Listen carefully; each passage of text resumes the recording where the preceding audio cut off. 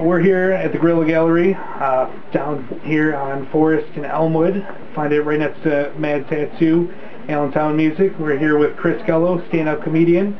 Chris, tell us a little bit about yourself. I've been doing comedy. I'm from Buffalo, and I've been doing comedy for about, I want to say 2.5 years now. I have a background in radio. I've worked at WNY, WDU Dunkirk, WCK here in Cheektowaga. So I've been, have a radio background, and I got into comedy about, like I said, about 2.5 years ago. I've just been rolling with it. I've gotten to go on the road, and I've done gigs in, like, Tennessee, Ohio, a couple different states. Still just getting used to the whole road thing or whatever, but done tons of shows in Buffalo, Rochester, gotten opened up for some people, some incredible people with, like, TV credits and movie credits and stuff. So. Any celebrities? Like, well, I've opened up for Jeff I, who is the, finalist on Last Comic Standing in Season 7. Opened up for Jay Phillips, who is best known as Scootsy Doubleday in Semi-Pro. Okay. The guy that Will Ferrell still has. So I've opened up for him. I've opened up for Tracy Smith, who she's the cougar of comedy, and she was actually on an NBC primetime special in like the 90s and had a bunch of TV credits, and she's huge in Canada. I've opened up for Tim Joyce, been on ABC Comedy Central. There's a bunch of other people that have opened up for like TV credits and stuff like that. Okay, so we came down here around, I would say 7:30ish. The show started around 8. What's this show about? Like, what's going on this is just like an open mic comedy showcase that we usually run like the first Monday of the month, and actually because our next one coming up is actually going to be January 24th. Like kind of like a coming back for like the kids in school or whatever. And Mark actually approached Tim Joyce, who got a hold of me, and we started. Hey, let's do a once-a-month comedy thing here. It's been pretty good.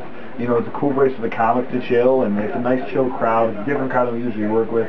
We usually work a bar crowd, which is great and all, but that's not always where you're going to be. You want to have a younger clientele, or somebody maybe not always hanging out at the bars, maybe more artsy.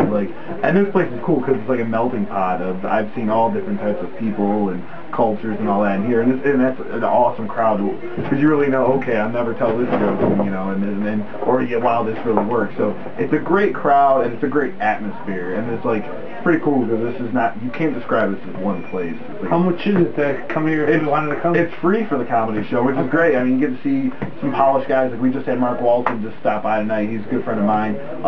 He's from Buffalo, but he's been on Sirius Radio, and he's been in the Boston Comedy Contest, New York Comedy Contest. He's opened for Doug Stanhope and a few others. So like, he just stopped by to try out some new jokes, and we get guys like that once in a while. Like I said, Tim Joyce, he's been on ABC Comedy Central. He'll stop by and try out jokes, and it's cool. Like, you get anybody from trying it first time, and if you guys want to come down, definitely come down and try it out. If you think you're funny, definitely try out some comedy. And what's cool is all ages can really try it out here. And like I said, we get anything from first timers to polished guys trying out some new stuff. And if we want to find you on the web, is there anything? You can reach me at chrisgullocomedy.com. Another great website to check out is buffalocomedy.com. I've got a lot of Buffalo comedy events on there. It's run by Kristen Becker, who really does a great job for the local comedy scene. She really created the scene. So buffalocomedy.com is great, and you can reach me at chrisgullocomedy.com. All right. And Chris is a great artist. He did that painting right behind you. I'm very, very creative. Well, thank you so much, Chris. Thank you guys. I don't know, Rob. Thank you. What was this, GoldenEye? I'm like, okay, this is going to be the weirdest ATM machine I see in Tennessee. Nope, not at all.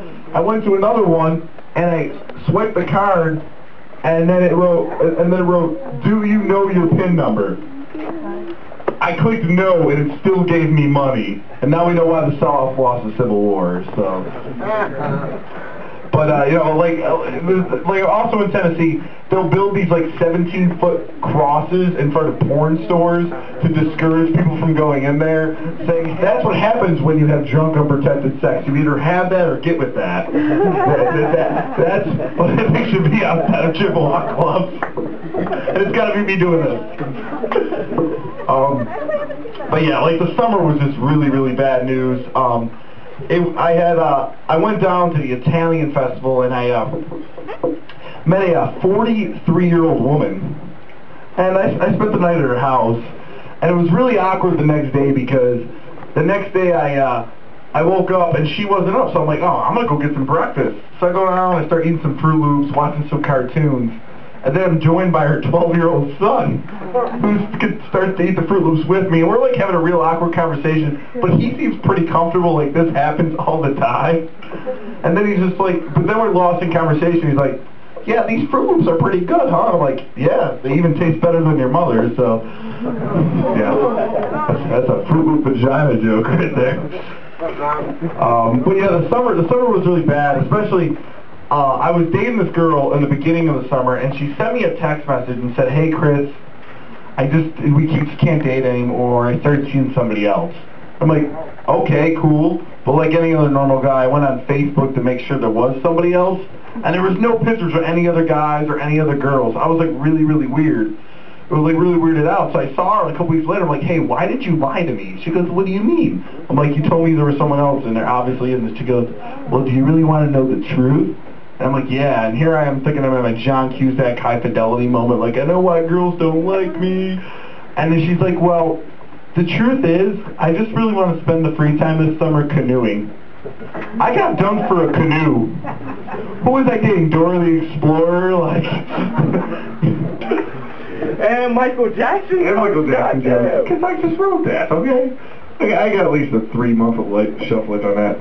But anyways, give it up for Tyrell Macklin once again. Very funny, very talented. So I don't know if you heard, there's some great news recently. George W. Bush is getting a presidential library. I know most people are like, ooh, boo. No, that's exciting, because that's going to be the most kick-ass library in the world. It's going to be full of Dr. Seuss and pop-up books. So like, I'm pretty excited about that library. I'll be there every day. But yeah, you know, Tyrone was just touching a little bit about politics. The thing about politics is, like, I'm sick of people, like, complaining. Like, people complain about China a lot. Like, oh, the Chinese are the world power. And like, I have a very simple solution to defeating China. We just do what our ancestors did in the 1800s and go over there and introduce a shitload of opium again. Opium wars. Yeah, that's a 10th grade history joke. It works sometimes.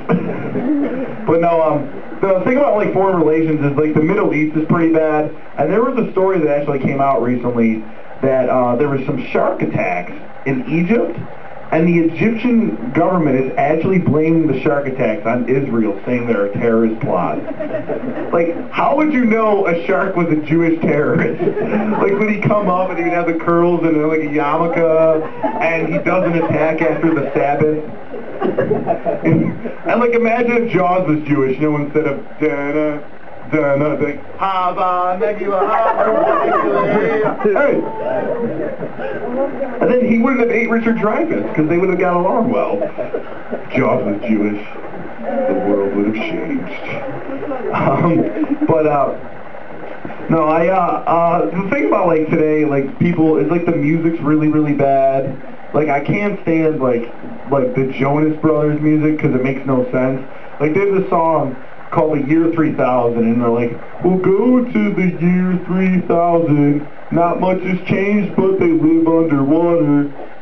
That's a big fucking change. You take the world and you put it underwater, like, that's a big change to me, you know, like, no more bird outside, there's a manatee outside your window, like, no more cottage in the country, pineapple under the sea, like, that's a big change to me. And in the same song they go, oh, and then we met your great-great-granddaughter. We're talking 1,000 years. It would be your great-great-great-great-great-granddaughter, and now we know why kids are stupid, because they don't learn math on a Disney Channel. Yeah. But, you know, and then there's the gangster rap music that's really popular now, and my friend's like, oh, you gotta listen to this guy named Freaky Zeke. So I decided to listen to this guy, and it was the worst idea I've ever done, because the guy in his song goes, this girl tastes so good, she tastes like McDonald's french fries. I don't know about you guys, but if I go down on a girl, and she tastes like McDonald's french fries, especially cold McDonald's french fries, I'm not coming up saying I'm loving it. Well, we're going to bring up your next comic. Actually, this is a very interesting treat. This guy is a magician and an illusionist. So, yeah, this is going to be pretty cool. Give it up for Rob Neese, everybody!